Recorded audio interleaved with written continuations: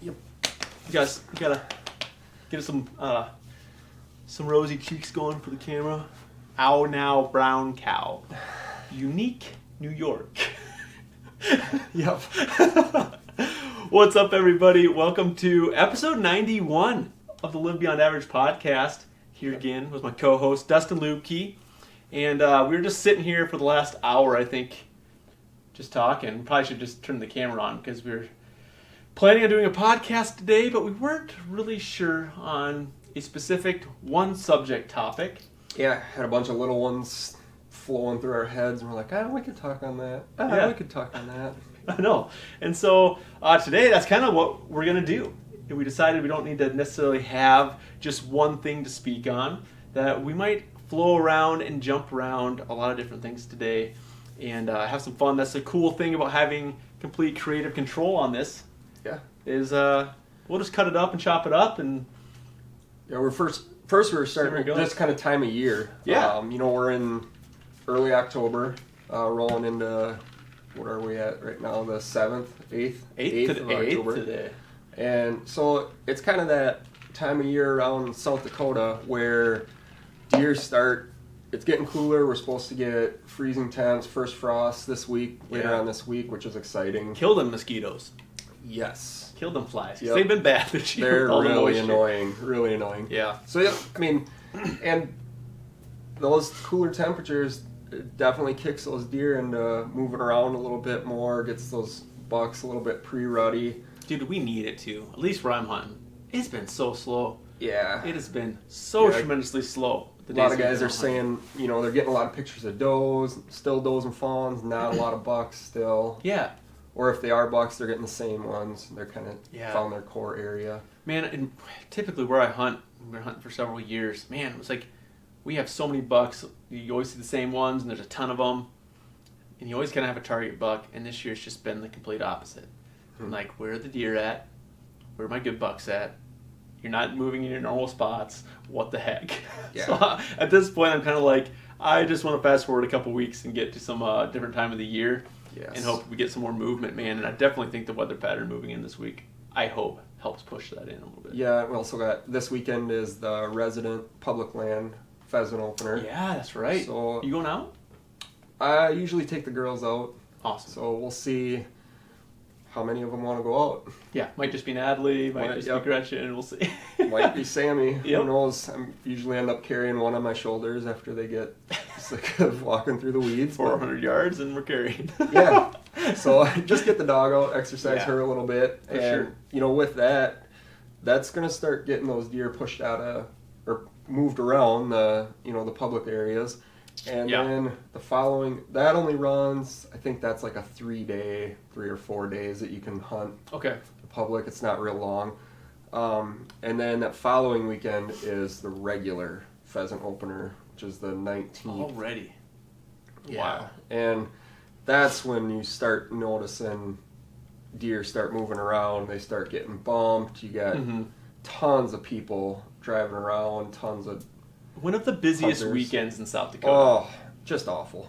It is insane. It is great for the residents. It is great for the economy, but it is like, and it is fun. It is a special weekend, especially like where I'm originally from, Murdo. It's like the little town of 500 people lights up. You know what I mean? It's pretty neat, but it is at the same time just like as a primarily big game hunter now, I'm like, nah.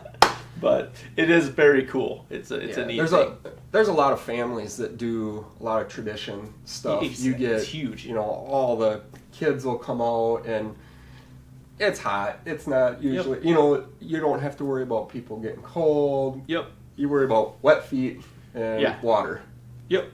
And the nice thing too is like you don't have to worry about applications. You don't have to worry about getting turned down for a tag. You can come buy your license for the year or a 3-day or the 2 5-day. Yep. Split it up into 2 5 days. Yep, and you can come hunting and have a blast because South Dakota is some of the best upland game hunting in the world, man. It's unbelievable. So, and really, almost anywhere in the state. I know that East River gets a lot of the primary attention, but you get towards the central portion of the state, phenomenal Yes. Phenomenal. Obviously more private. It's all private, tons of private land. There's not a ton of great public land pheasant hunting, in my opinion, compared to what you can kind of get in some of the private. But it's phenomenal. We actually have some cool news coming out. Dusty, you don't even know this.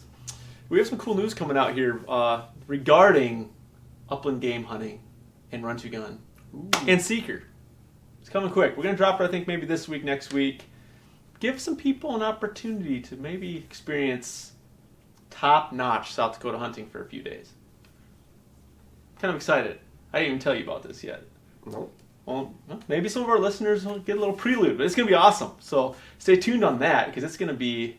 If you want an opportunity to come hunt in South Dakota for a couple days, stay listening to our channels and how you're going to get that opportunity. I'm already here. I want to hunt. Right? How do I get involved in this? Right. Well, yeah, and the cool thing, too, is like we have grouse here. Yes. There was a lot of Sharpies. A ton this year. I've seen a ton. And the worst is when you are walking in the dark and you about step on one and they go flying out from your foot. Happened to me the other day. Holy smokes, that'll send your heart right through your throat. Where me and Matthew archery hunt, dude, there's been a couple big cubbies, and every morning they're in like the same like general area, and we bust them up every single morning. And I'm like, okay, well, when we're bored some afternoon deer hunting, we're bringing the shotguns in here and we're gonna get our limited grouse. Yes, there's a boatload of them. And they're fun, dude. I actually enjoy hunting grouse way more than pheasants. I'm weird like that. I grew up, more out west, so it was more prominent. Mm-hmm. And dude, I just love hunting grouse, and I actually prefer eating grouse over pheasant. I'm a lighter meat guy, and grouse is a lighter meat than pheasant, and so I'd rather throw a couple grouse in a crock pot versus a couple pheasants. But it's just my opinion. Yeah.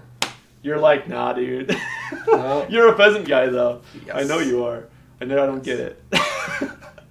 They are a beautiful bird, though. But they're just this darn invasive species. I'll take them. They're from China. I'll take commie birds. Take them over the Asian beetles. That's true, too. The other thing we have that's, with South Dakota is the mentored deer tags. Yeah, that's so cool. So today, later this afternoon, I'm taking my oldest, Natalie. She's really showing some interest in going out and filling a doe tag this year. And a mentor tag is a doe tag. You have to be with them when they're out there. And it's really neat because they eliminated the age. So pumped they changed that. Yes. So pumped. Because was it 12? Yep. And then they changed it to 10 for a while, right? I could be wrong on that, but I think they changed it to 10, and then they took the age limit away. Yeah. So that was great. They did that last year. And then last year, it was kind of iffy. I'm like, well, I'm not going to push you. If you don't want to do it, we don't have to do it. So this year, she's like, yeah, we're gonna go out. So I'm kind of trying to plan like the full experience. Yeah. I don't want to just walk out, set the gun on top of the hood of the truck and let her shoot. Right. I want her to get like the full hunting experience where we get up, get up before daylight, we hike out somewhere, we sit, heck yeah, watch the deer come in, get that full experience, and she's excited to do it, and so I'm definitely excited to take her. Dude, I think that's so important, like you said too, is like, their first several times, and so obviously she's been out archery hunting with you, like you've told me stories where she comes out and you have a little camera that you let her run, and she really enjoys being out with you, and like I just think that's such a key thing. Like it's easy to forget, like especially with young hunters, like we want them to go out and we want them to fill a tag, and you want them to experience like going out and shooting a doe or getting their first buck. But I think like it's easy for us to forget that, like, let's not forget to teach them what hunting is. Mm-hmm. You know what I mean? Like that full experience, like you said, like getting up early, getting out, seeing that sunrise. Like you might not see anything. Like it's okay to have failure and to teach them that side. That's hunting. It's not killing. It's not shooting. It's hunting. And so I think that's a key thing, that's easily forgotten when we want our kids to have success. Like, I don't know, I kind of watched and observed some of this from afar. I think you did too, over the last couple of years when we've had so many changes in South Dakota over the last couple of years with our tag systems. And I know, a lot of people that were, what are you finding over there? It was glaring on you. Oh, yeah. So, catching the sun. Right off my face. Yeah.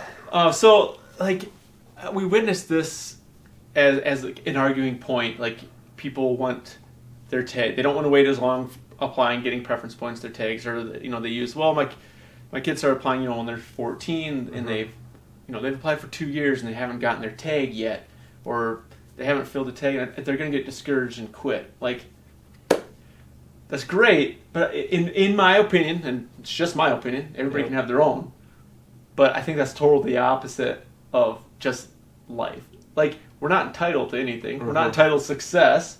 And so in my opinion, it's like, I understand, like, we need to make changes that give people opportunity, but there's definitely no lack of opportunity. And I just think that's part of the game. Like, teaching that whole, I think you're just killing it, man. Like, teaching that whole aspect of the whole opportunity and that whole experience. Like, that's awesome. Because it's hunting, man. It's hunting. I think where you were going with that is it's kind of like the participation ribbon.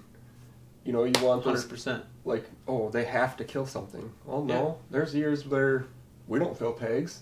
Everybody's had a tag soup. I haven't thrown away all my tags that I haven't filled in the last, I think 4 seasons. Because I had a couple years there. I think season 3, dude, I just went bananas and I filled, every tag I had. It was just one of those years. And everybody just, dogging on me, I get so lucky and you kill so much stuff. And so I started saving all my tag. I have so many tags, stacked like this now that I haven't filled, and people forget that because they see a success photo. It's like, no, dude, I don't, we don't fill all of our tags. It's hard. It's extremely hard. And I see posts like this every week on some hunting pages on Facebook where it's trying to get my kid on it's great that you're trying to get your kid somewhere to kill something, but you said you've been hunting. We've been hunting. Okay, that's great. You've been hunting. You're continue to hunt. Face the challenge. Yeah, it's awesome. I want to get my kid that first doe antelope. Okay, then continue to go out and keep trying. Don't think you have to have somewhere guaranteed to get it from. Teach them that you're going to struggle sometimes, and sometimes you're not going to fill the tag. Certain years the hunting isn't as good as other years, or you just don't get as lucky. You have to be out to have the opportunity. Yep. Let's not forget that. It may take 3 trips. Yes. Let's not forget what hunting is. Yeah.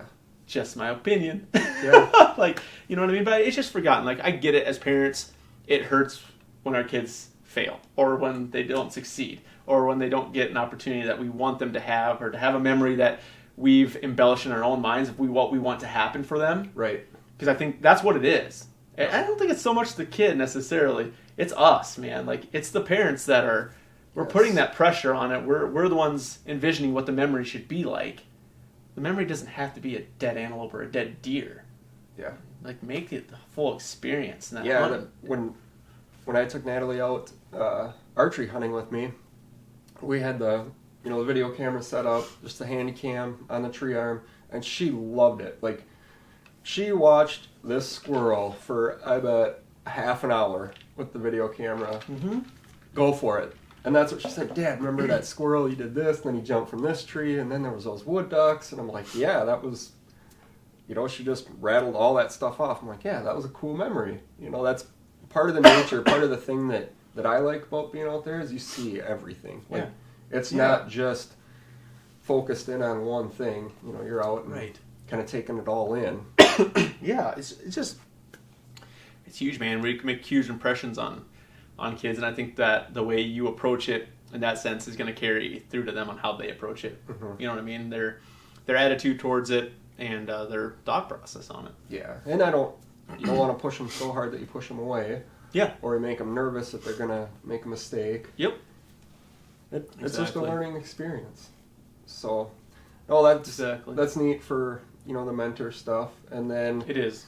As they get older, then they can kind of curve where they want to go. There's lots of different tag opportunities, and we were just talking about how just rifle draw tags and leftover tags. Well, even before we get into that, like you said, you let them weave off wherever they want to go. We were talking this morning too. You sold a bunch of your waterfowl stuff this week at, and you wanted an opportunity to give it to some youth hunters that maybe couldn't afford to buy a whole bunch of stuff, and you're like, I don't really waterfowl hunt as much anymore. I want to give it, have an opportunity for these kids to get into it. And you gave them a heck of a deal. Some kids actually down here in Canton. Yep. And you were hooking them up with some stuff, and you would talk to their dads, and he was like, yeah, they're deer hunting right now. They're doing this. They're trying to get into waterfowl. They're testing out. Like, that is in my opinion, that guy's doing it right. Like, he's letting his kids taste these different avenues.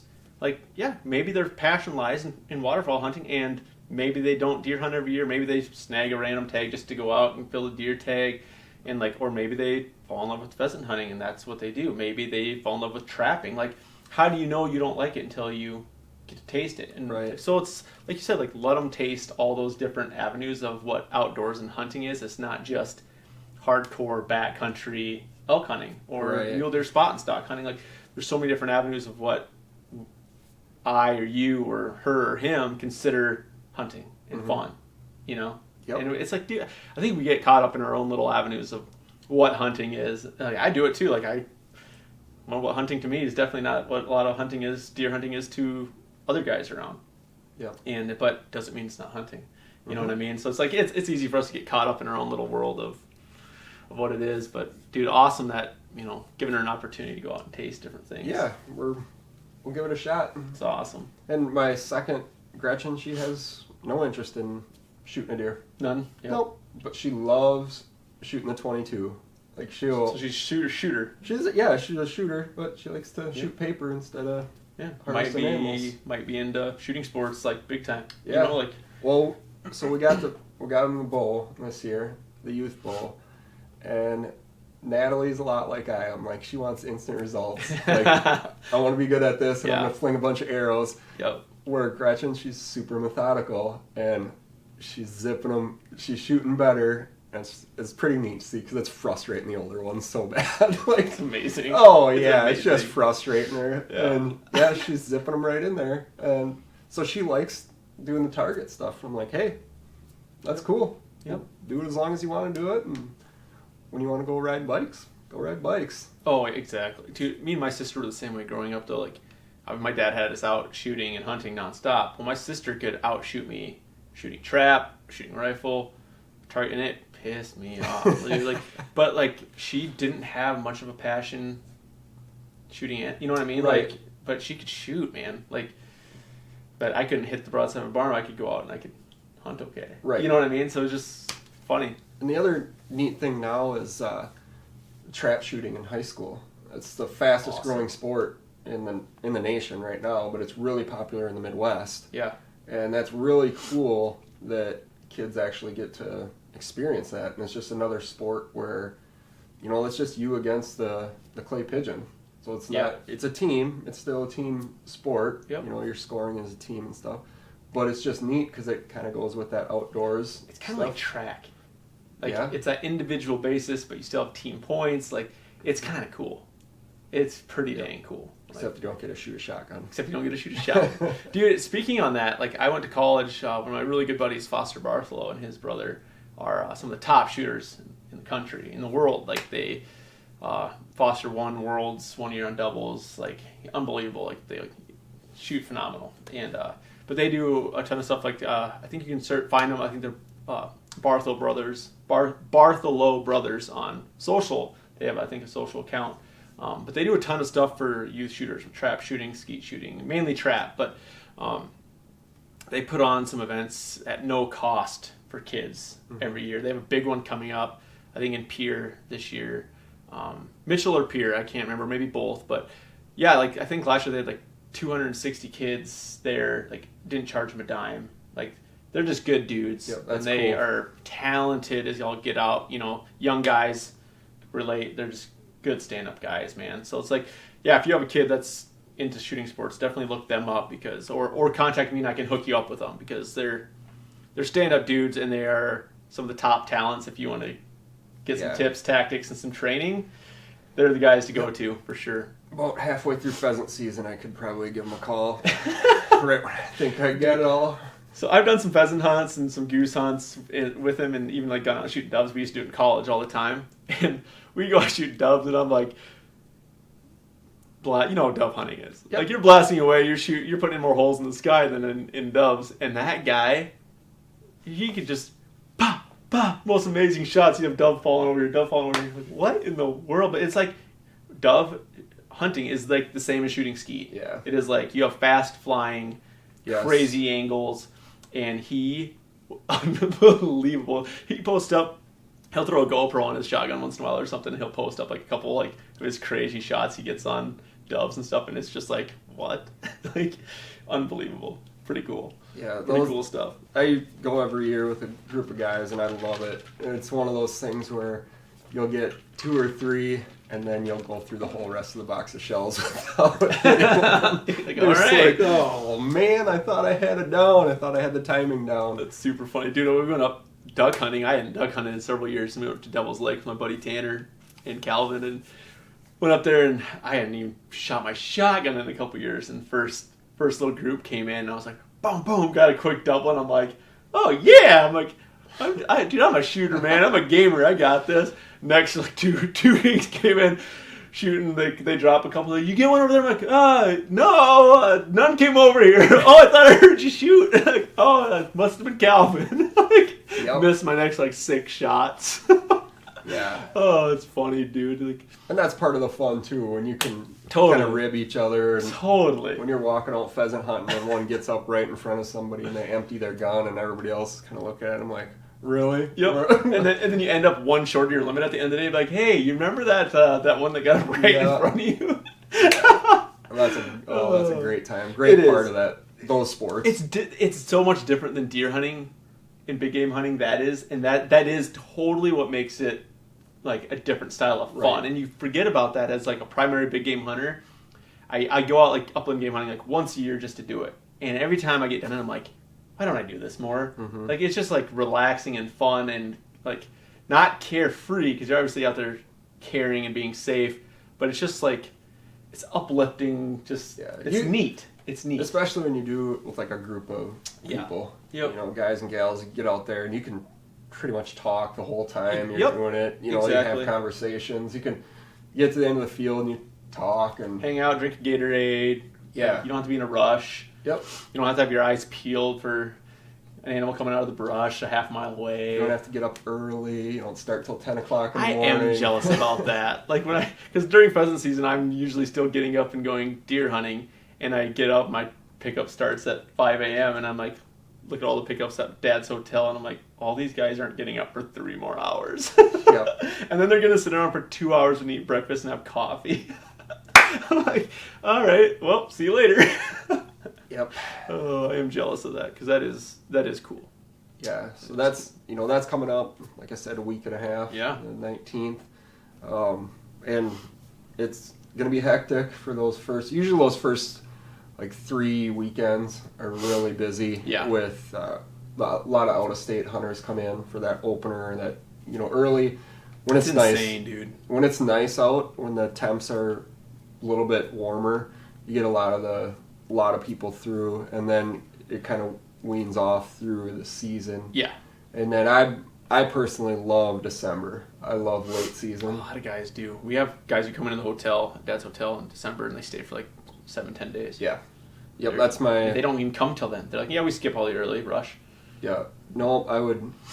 Dogs work better in the cold. Well, mine does. She's a lab. But works better in the cold. You don't get them overheated. That's the scary thing with the early season stuff. We get some hot 80-degree days in October at times, and it crushes the dogs. Yeah, especially if you're pushing them. Yep. There's no reason to, but it's not my call all the time either. Right. But, right. Those dogs are working 5 times as hard as what we're working walking through. And dogs don't have a kind of work, yes, go work hard, or kind of work. They just work. Well, especially, as soon as they smell a pheasant, they're on. Game on. And they'll work themselves to death. Yep. We do it every year. It happens every year. So, yeah, dude, some good stuff coming up. We're in that fall season. You can feel it outside too, which is just awesome. Yeah, it's been cool in the mornings. Cooler temps. I was shooting my bull last night. I did too. And her wife called, or yesterday afternoon, and she called, and she's like, what are you doing? I'm like, oh, I'm out back shooting. She's like, why?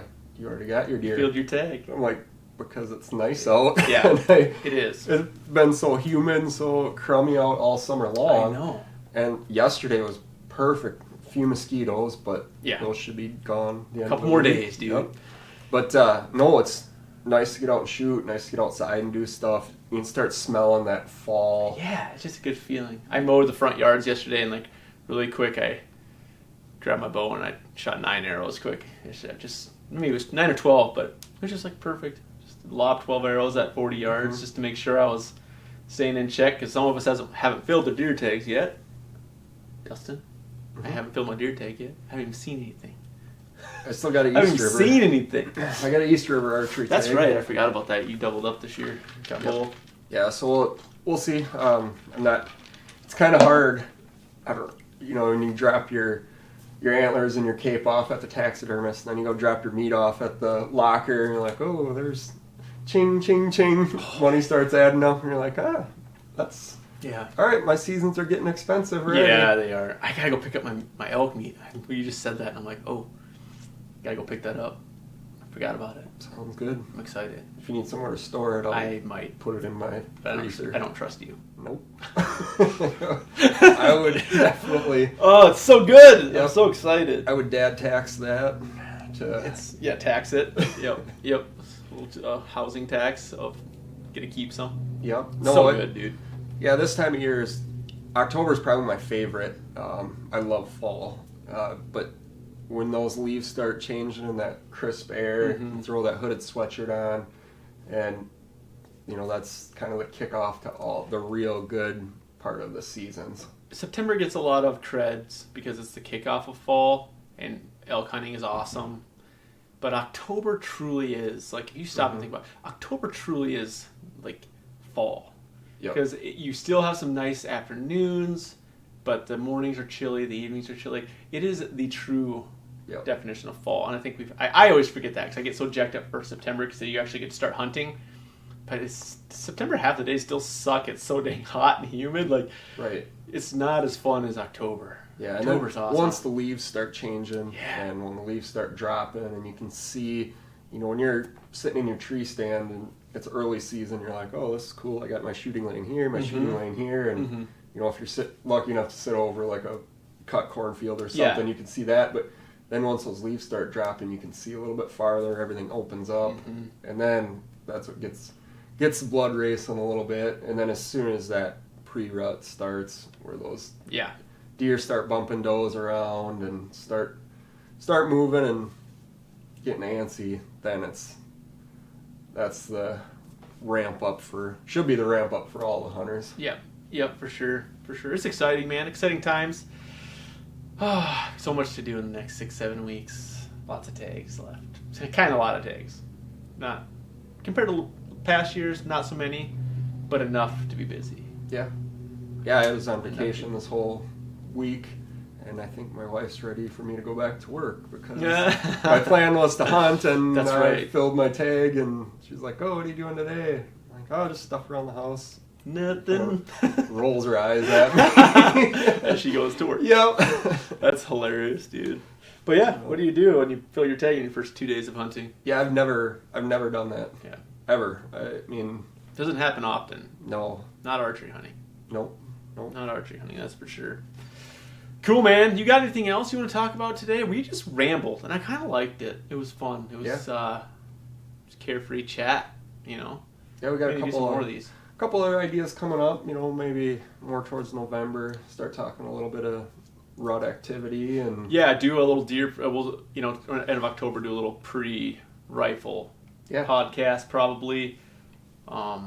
We've had some requests for like mule deer, whitetail rut stuff. But I don't know if I have enough. We're going to talk to a few more people, get some more opinions, and I want Matt on the show for that. Yeah, maybe get a few more people, Devin and Matt, and get them in. There's a lot of variables, so pull a few more people in, get a few more opinions, and I'm going to be very good about giving my opinion on that. I don't know how much of it's going to be factual. But I'm going to give my observations. Yep. I can give a lot of those just from That's all you can insane amount of time out in the field over the last 7 years. Yeah, other than having an actual biologist that's out there all the time. And they know a ton. But with deer rut stuff, like, there's nothing that's actually ever, it's like locked in though. Like, there's no, like, this is how it happens. this is the day it happens. Like there's still some, like it's getting closer, but it's still there's still so many things that like they're not sure about. Yeah. We'll save that one for next time. Let's start talking on it right now. Yeah. What'll happen? Go for another 40 minutes. Yeah. Yeah, I bet we're close to that 45-minute mark. Somehow we always land at like 43 to 45 minutes. I'm curious where this one lands, but I bet you $20 we're getting close to that. Yep. Kind of funny how like we have an internal time clock. But maybe it's time to go make some lunch because it's getting close to that time. I'm kind of hungry. And we got to go to the bathroom or need a drink. That too. Thanks for jumping on the podcast today, you guys. Hope you had a good weekend hunting if that's what you're doing, or preparing on any of your fitness and health goals. We have a lot of fun just casually talking today, not necessarily a specific topic, but if you have any topics you want to hear us chat about, shoot them over to us. You can record a voice memo if you're on the Anchor app right now and send it over, or just drop us a DM on the Run to Gun social channels. Always happy to have some additional subjects to talk about. Yeah, for sure. We'll catch you later.